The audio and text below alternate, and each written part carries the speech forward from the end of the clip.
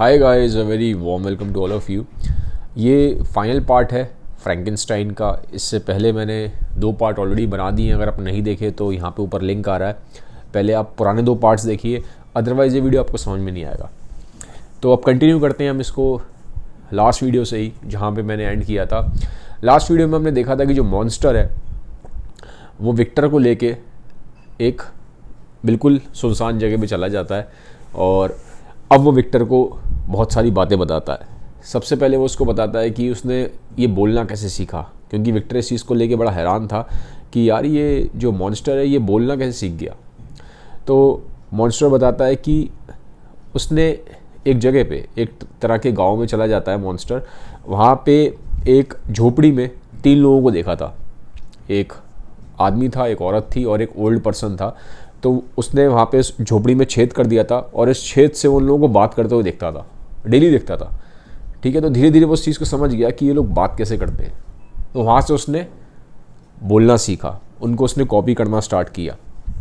ठीक है, और काफ़ी लंबे टाइम तक डेली डेली उनको देखता था और धीरे धीरे मॉन्स्टर ने ये चीज़ रियलाइज़ करी कि लाइफ में जो फैमिली है, क्योंकि जो जिन लोगों को देख रहा था वो हस्बैंड वाइफ थे और एक ओल्ड बंदा था जो कि उस बंदे जो हस्बैंड है उसका फादर था।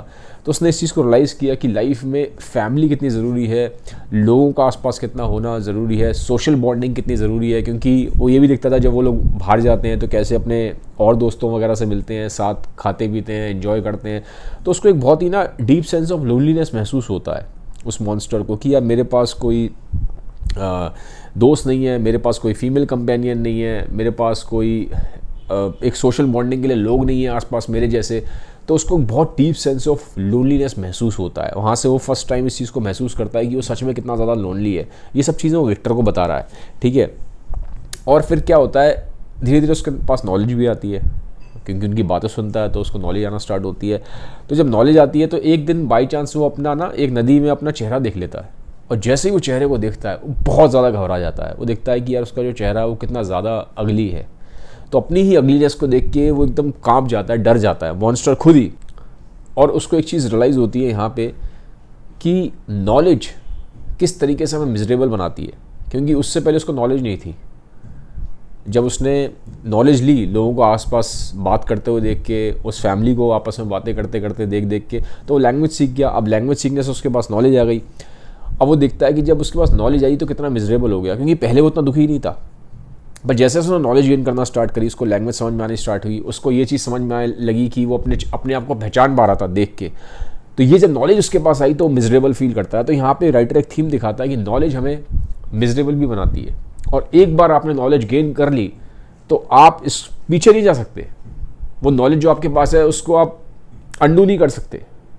इसीलिए आपने देखा होगा बहुत बार कि एक नॉलेज का एक बाय प्रोडक्ट होता है कि जो लोग बहुत ज़्यादा नॉलेज लेते हैं वो कहीं ना कहीं थोड़ा एक उनके अंदर सैडनेस भी आती है।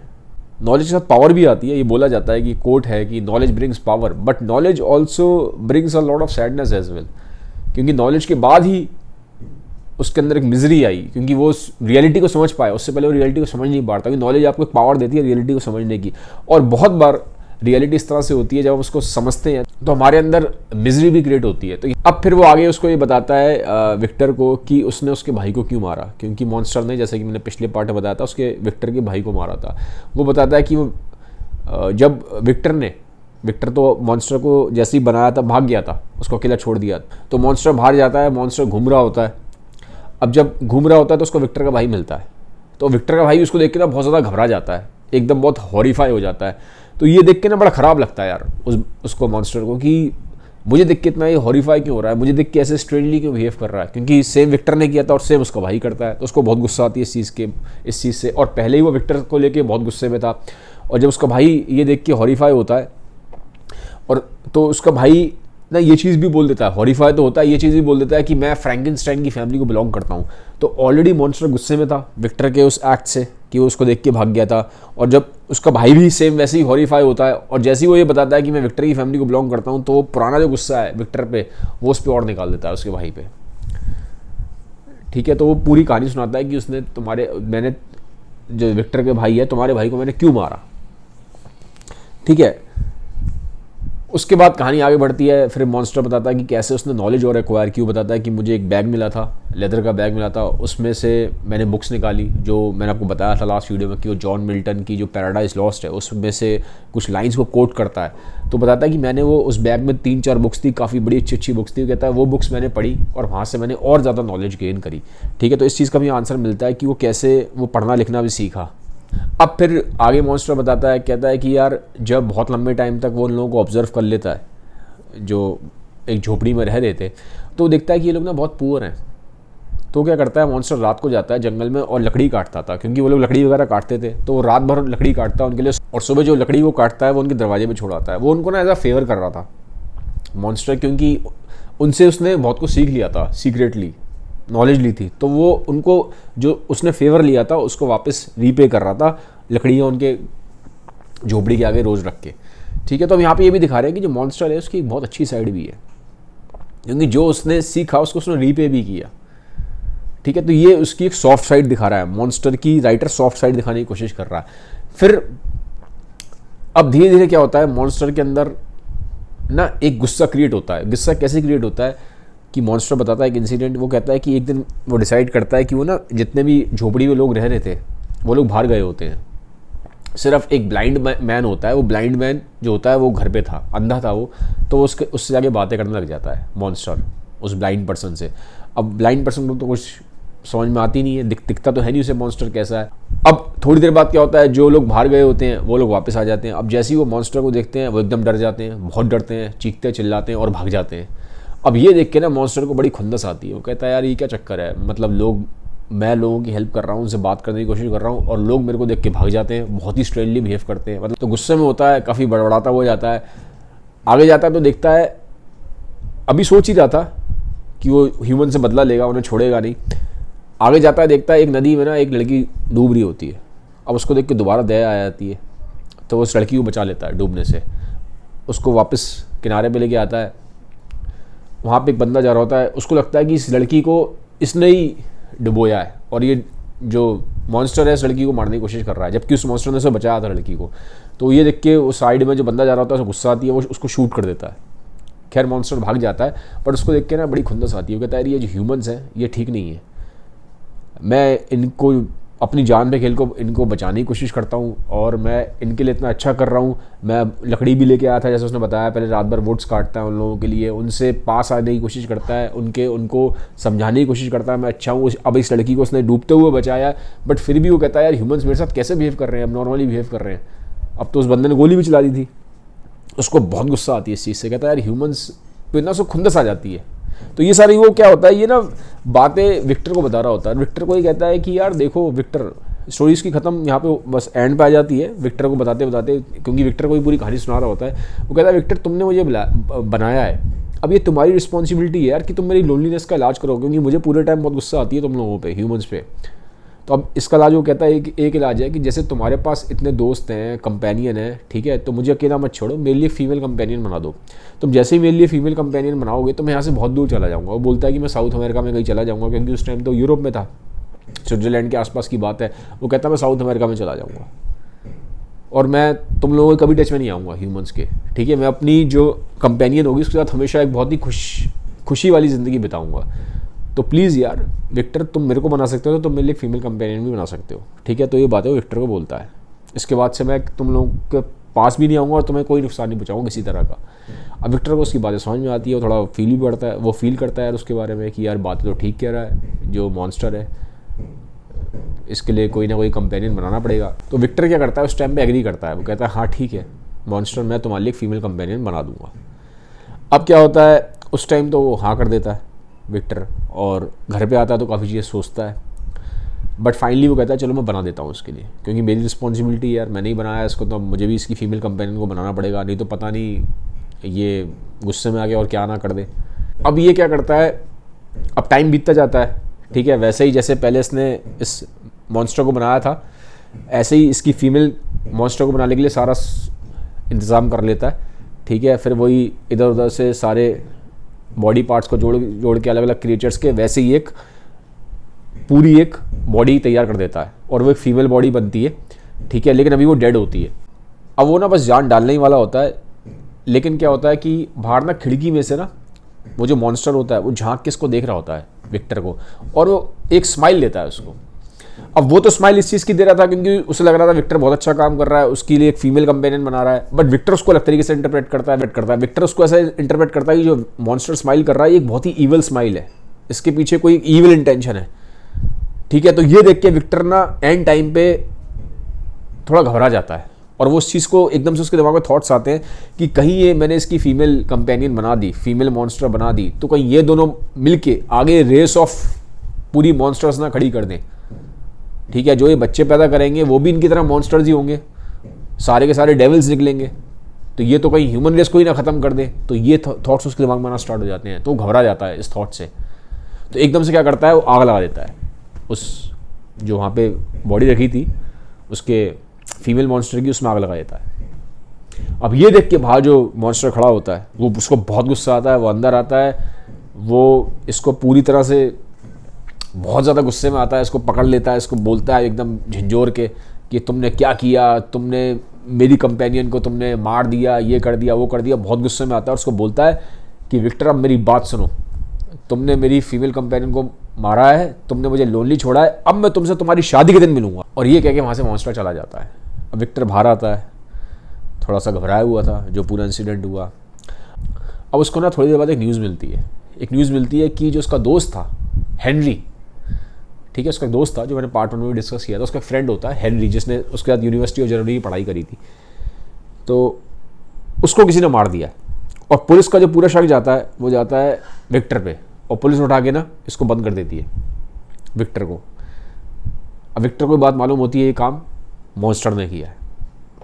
अब वो बहुत ज़्यादा परेशान होता है इस चीज़ को लेकर, बहुत डिप्रेस होता है, जेल में बंद हो जाता है, 2 महीने की जेल होती है, उसको वहाँ बुखार भी आता है, काफ़ी उसको फीवर आना स्टार्ट हो जाता है। तो अब क्या होता है, विक्टर के अंदर बहुत सारे गिल्ट आते हैं हेनरी के मरने के बाद। क्यों? क्योंकि 3 इनोसेंट की डेथ हो गई थी और रिस्पॉन्सिबल विक्टर था, क्योंकि विक्टर ने मॉन्स्टर को बनाया था। तो पहले वीडियो में जैसे मैंने बताया उसका ब्रदर मर जाता है विक्टर का, और जस्टिन को एक्यूज़ किया जाता है, और यहाँ पे हेनरी मर गया, और तीनों इनोसेंट थे, और तीनों को मारा मॉन्स्टर ने था, क्योंकि मॉन्स्टर गुस्से में था विक्टर से। तो विक्टर के अंदर गिल्ट फीलिंग आती है, और उस गिल्ट फीलिंग की वजह से उसके अंदर एक साइकोलॉजिकल इलनेस डेवलप होना स्टार्ट हो जाती है। अब 2 महीने बाद उसके वहाँ फादर आते हैं, फादर कोर्ट में बातचीत चलती है, फादर प्रूफ कर देते हैं क्योंकि एविडेंस नहीं है, और कोर्ट फिर विक्टर को एकदम छोड़ देती है। अब विक्टर बाहर आता है, फादर उसके बोलते हैं कि तुम एलिजाबेथ से शादी कर लो, ठीक है, तुम खुश रहोगे, अभी तुम बहुत लंबे टाइम से काफ़ी स्ट्रेस में हो। तो विक्टर एग्री करता है, ठीक है मैं एलिजाबेथ से शादी करूँगा। अब जैसा कि शादी तो हो जाती है एलिजाबेथ से, पर विक्टर को एक चीज़ थॉट बार बार सता रहा होता है कि कहीं ना कहीं वो मॉन्स्टर आएगा और कुछ गड़बड़ कर देगा, ठीक है, क्योंकि मॉन्स्टर ने बोला था मैं तुमसे शादी वाले दिन मिलूँगा। उसको डर होता है कहीं एलिजाबेथ को ना मार दे। तो ये शादी जब हो जाती है उस रात को ये एलिजाबेथ को कमरे में बंद कर देता है और ख़ुद बाहर आ जाता है और पूरे घर को ना गार्ड करने लगता है। ये गार्ड की तरह वहाँ पे खड़ा हो जाता है, कहता है देखता हूँ मैं अब कैसे आता है मॉन्स्टर। तो ये इसके दरवाजे पे खड़ा हो जाता है गेट के। लेकिन थोड़ी देर बाद ही ना इसको अंदर से रूम से आवाज़ आती है एलिजाबेथ की बहुत चीखने चिल्लाने की। अब ये घबरा जाता है, इसको समझ में नहीं आता हुआ क्या, क्योंकि ये तो दरवाजे पे खड़ा था, वहाँ गार्ड कर रहा था, तो अंदर कैसे आ गया कोई मॉन्स्टर। जब जाके देखता है, कमरा खुलता है तो देखता है कि जो मॉन्स्टर था उसने इसकी वाइफ एलिजाबेथ को मार दिया, और वहाँ से वो भाग जाता है मॉन्स्टर। तो बहुत गुस्सा आती है इस चीज़ पे इसको, विक्टर को, और ये कहता है मैं छोड़ूंगा नहीं, मैं ये कर दूंगा, मैं इससे बदला लूँगा, ठीक है। अब जैसे ही उसके फादर को ये बात मालूम पड़ती है अगले दिन, तो वो एकदम शौक में आ जाते हैं। तो कुछ टाइम बाद उनकी भी डेथ हो जाती है इसके फादर की। अब क्या हुआ, विक्टर बिल्कुल अकेला हो गया, उसका दोस्त मर गया हेनरी, उसका भाई मर गया, उसकी वाइफ मर गई एलिजाबेथ, उसके फादर ही मर गए शौक में।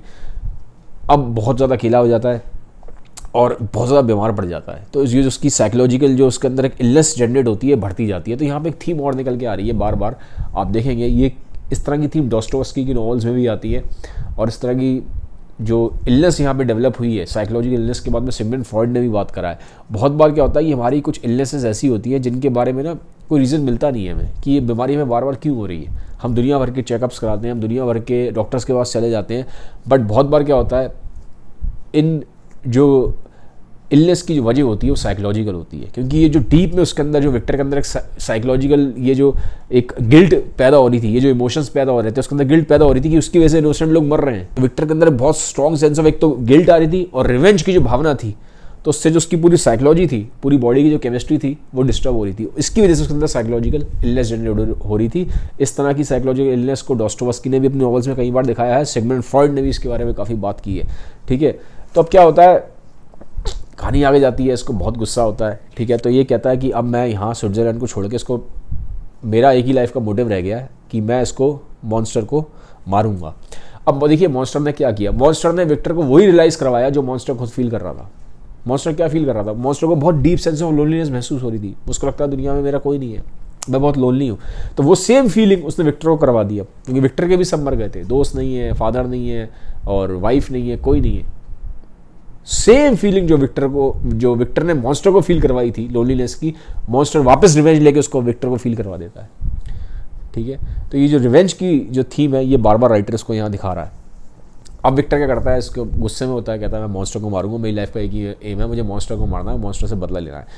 अब क्या होता है कि मॉन्स्टर को ढूंढते ढूंढते पहुंच जाता है नॉर्थ पोल की साइड, वो बर्फ़ वाले एरिया में। ठीक है, अब वहाँ पे क्या होता है, ऑलरेडी बहुत थका हुआ था और थोड़ा बीमार भी था, शरीर से भी कमज़ोर हो गया था। तो वहाँ पे थकान की वजह से, बॉडी में वीकनेस की वजह से, ठीक है, ये थोड़ा सा ना वहाँ पे एकदम अधमरी सी हालत में हो जाता है। अब उस अधमरी सी हालत में ही इसको वहाँ पे कौन मिलता है, रॉबर्ट। ठीक है, अब याद करिए मैंने पार्ट 1 में बताया था कि रॉबर्ट जो है उसी को विक्टर अपनी कहानी सुना रहा होता है। रॉबर्ट कौन था, जो शिप लेके वहाँ पे निकला हुआ था अपने बाकी लोगों के साथ शिप पे, उसको नॉर्थ पोल को ढूंढने के लिए। मैंने पार्ट 1 में बताया उसके बारे में। ठीक है, तो वहाँ पे जब ये विक्टर को अधमरी सी हालत में देखता है तो रॉबर्ट इसको मिल जाता है, और ये विक्टर ये पूरी कहानी रॉबर्ट को ही सुना रहा था, पूरी एकदम फ्लैशबैक में चल रही है कहानी। बट जाते जाते विक्टर मरने से पहले विक्टर उसको बोलता है रॉबर्ट को कि तुम मेरी मौत का बदला ज़रूर लेना मॉन्स्टर से। ये कह के विक्टर की डेथ हो जाती है, विक्टर यहाँ पे मर जाता है। अब जो रॉबर्ट होता है विक्टर की पूरी कहानी सुन रहा होता है। ठीक है, पहले तो उसको ही बिलीव नहीं होता कि यार ऐसा हो सकता है कि ऐसे कोई मॉन्स्टर हो और ये सब हो, बट उसको फिर क्योंकि जो इमोशंस वो देखता है उसके अंदर, विक्टर के अंदर, उसको यकीन होता है कि विक्टर सही कह रहा है। तो अब वो डेथ हो जाती है विक्टर की। अब होता क्या है कि जो रॉबर्ट है वो भी फंसा हुआ था, उसकी भी पूरी शिप वगैरह फंसी हुई थी उस बर्फीले लैंड पे। उसके साथ के जो लोग होते हैं कि कहते हैं भाई तुम आगे मत जाओ, आगे जाओगे तो हम मर जाएंगे। ठीक है, तो आपको तो ग्लोरी चाहिए, लेकिन उस ग्लोरी के चक्कर में हम सब मारे जाएंगे। ठीक है, तो अब जिद मत पकड़ो। अब रॉबर्ट ने क्या था, रॉबर्ट ने विक्टर की कहानी सुनी थी, विक्टर को भी ये सेम चीज़ थी कि उसको ग्लोरी चाहिए। इस चक्कर में क्या करा था, उसने एक डेड आदमी को जिंदा कर दिया था जो कि मॉन्स्टर बन गया, जिसकी वजह से प्रॉब्लम्स क्रिएट हुई। वो भी ग्लोरी के ही पीछे भागा था, विक्टर भी। तो ये चीज़ जब उसकी रॉबर्ट ने भी कहानी सुनी थी विक्टर की, तो उससे उसको लेसन मिल जाता है कि यार ग्लोरी के पीछे अंधा होकर भी नहीं भागना चाहिए। ठीक है, हमें चीज़ों के बारे में थोड़ा सा ध्यान भी रखना चाहिए।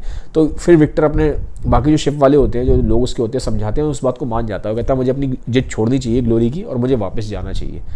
ठीक है, तो वो वापस मुड़ लेता है इंग्लैंड की तरफ। अब वापस मुड़ ही रहा होता है, ठीक है, सोच ही रहा था कि मैं वापस जाऊँगा, डिसाइड कर लेता है। तो जिस कमरे में उसकी डेड बॉडी पड़ी होती है, ठीक है, विक्टर की, वहाँ पर उसको आवाज़ आती है बहुत तेज़ तेज़ रोने की। वो कहता है रो कौन रहा है, ऐसे कौन रो रहा है, क्योंकि कोई बहुत धाड़े मार मार के रो रहा था बहुत तेज़ तेज़। तो जाके देखता है, रूम खोलता है, देखता है अरे यार विक्टर की डेड बॉडी पड़ी है वहाँ पे, और वहाँ पे वही मॉन्स्टर रो रहा था। विक्टर की बॉडी पड़ी है और मॉन्स्टर बगल में बैठा हुआ रो रहा था, बहुत तेज़ तेज़ रो रहा था, बहुत दुखी था। अब रॉबर्ट जब उसको देखता है तो वो हैरान होता है। वो कहता है यार कि विक्टर तो रिवेंज लेने आया था इस मॉन्स्टर से, और ये तो मॉन्स्टर खुद रो रहा है। वो जाके बात करता है रॉबर्ट मॉन्स्टर से कि भाई तुम क्यों रो रहे हो, तुम्हारी तो दुश्मनी थी इस बंदे से, विक्टर से। अब मॉन्स्टर यहाँ पे रॉबर्ट को जवाब देता है। वो कहता है कि मैं पहले ही बहुत लोनली था, मेरे को सिर्फ एक कंपेनियन ही चाहिए था और मुझे कुछ नहीं मांग रहा था, और मैं सिर्फ ये मांग रहा था कि लोग मुझे अपने वर्ल्ड में एम्ब्रेस कर लें। बट लोगों ने सिर्फ मेरे अपीयरेंस को देख के हमेशा मुझे जज करा, और मेरे साथ बहुत ही गलत तरीके से लोगों ने बिहेव किया।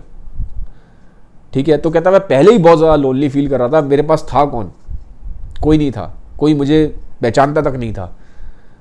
अब ये जब मेरा क्रिएटर ही नहीं रहा, क्योंकि विक्टर ने उसको बनाया था, वो कहता है अब जब मेरा क्रिएटर ही नहीं रहा तो अब मैं क्या करूं, मतलब मैं तो अब बहुत ज़्यादा ही लोनली हो गया हूं। उसके अंदर बहुत ज़्यादा डीप सेंस ऑफ लोनलीनेस आ जाती है, क्योंकि उसको कोई नहीं पहचानता था सिवाय विक्टर के। वो कहता है अब तो विक्टर भी मर गया, अब मेरा क्रिएटर भी गया। तो उस चीज़ को लेके बहुत ज़्यादा दुखी होता है और बहुत तेज़ तेज़ वहाँ पे रोता है। अब वो कहता है कि अब मैं चला जाऊँगा और अब मैं कहीं वापस नहीं आऊँगा। तो ये कह के रोते हुए मॉन्स्टर उस रूम के बाहर निकलता है और कहीं बहुत दूर, कहीं जंगलों में, कहीं अंधेरे में, डार्कनेस में हमेशा के लिए चला जाता है। यहाँ पे ये कहानी ख़त्म होती है। अब इस कहानी से 3 चीज़ें मुझे सीखने को मिली और आई थिंक हम सबको इस चीज़ पे एक बार ध्यान ज़रूर देना चाहिए। पहली चीज़ बोलूँगा कि जो साइंस है, साइंस बहुत काम की है, बिना साइंस की दुनिया नहीं चल सकती। ठीक है, आज ये जो मैं वीडियो भी बना रहा हूँ ये भी एक साइंस की ही देन है, साइंस टेक्नोलॉजी की देन है। ये जो एक रिकॉर्डिंग मैं कर रहा हूँ, जो मोबाइल से मैं रिकॉर्ड कर रहा हूँ, जो मैं माइक में लगा के बैठा हूँ, ये जो लाइट्स हैं, जो इलेक्ट्रिसिटी है, जो एसी चल रहा है, ये सब साइंस की देन है। साइंस टेक्नोलॉजी के बिना पॉसिबल नहीं था। तो साइंस बहुत काम की है। ठीक है, साइंस हमें बचाती है, हमें कुछ बीमारी होती है, हम साइंस की हेल्प से बचते हैं। बिना साइंस की दुनिया चल नहीं सकती। ठीक है, हम साइंस वर्ल्ड के ही, वो साइंस और टेक्नोलॉजी के वर्ल्ड में रहते हैं। तो साइंस बहुत बहुत ज़्यादा काम की है, कंस्ट्रक्टिव भी है। बट साथ ही साथ इसके थ्रू क्या दिखाया राइटर ने, इस कहानी के थ्रू साइंस डिस्ट्रक्टिव भी है, क्योंकि ये वही साइंस है जो न्यूक्लियर बॉम्ब्स भी बना देती है। तो यहाँ पे क्या राइटर ने एक तरीके से वार्न करने की कोशिश करी है कि जब भी हम साइंस का यूज़ करें तो हम इस चीज़ का भी ध्यान रखें कि कहीं उसका कोई गलत यूज़ ना हो जाए, कहीं उसका मिसयूज़ ना कर लिया जाए। ठीक है, तो यहाँ पे एक तरह से राइटर की वार्निंग है। सेकंड, राइटर ने दिखाया कि जो लोनलीनेस है वो बहुत बुरी तरह मारती है आदमी को, बहुत बुरी तरह मारती है। तो लोनलीनेस ने पहले मॉन्स्टर को एकदम एक मर्डर बना दिया और उस लोनलीनेस ने ही विक्टर को ख़त्म कर दिया। तो क्या है, जो लोनलीनेस का थीम है ये बार बार निकल के आ रहा है कि लोनलीनेस कितनी डेडली हो सकती है। और थर्ड, राइटर ने दिखाने की कोशिश करी है कि हम अपीयरेंसेस को लेके बहुत ज़्यादा हम भले ही कितना ही बोलते रहें, बट रियलिटी ये है कि जो ह्यूमंस हैं वो अपीयरेंस से बहुत ज़्यादा अफेक्टेड रहते हैं और हम अपीयरेंस से ही आदमी को जज करते हैं, क्योंकि मॉन्स्टर को सिर्फ और सिर्फ उसके अपीयरेंस पे ही जज किया गया, जिसकी वजह से फिर वो एक डिस्ट्रक्टिव पाथ पे चला गया। तो गाइस फाइनली यहाँ पे ये नॉवल फ्रैंकेनस्टाइन बाय मार्क शेली ख़त्म होती है। आप मुझे कमेंट सेक्शन में बताइए आपके हिसाब से गलत कौन था, विक्टर गलत था या मॉन्स्टर गलत था। बाकी अगर आपको वीडियो अच्छा लगा है तो उसको सबके साथ शेयर जरूर कर दीजिएगा। Have a nice day, bye bye, take care.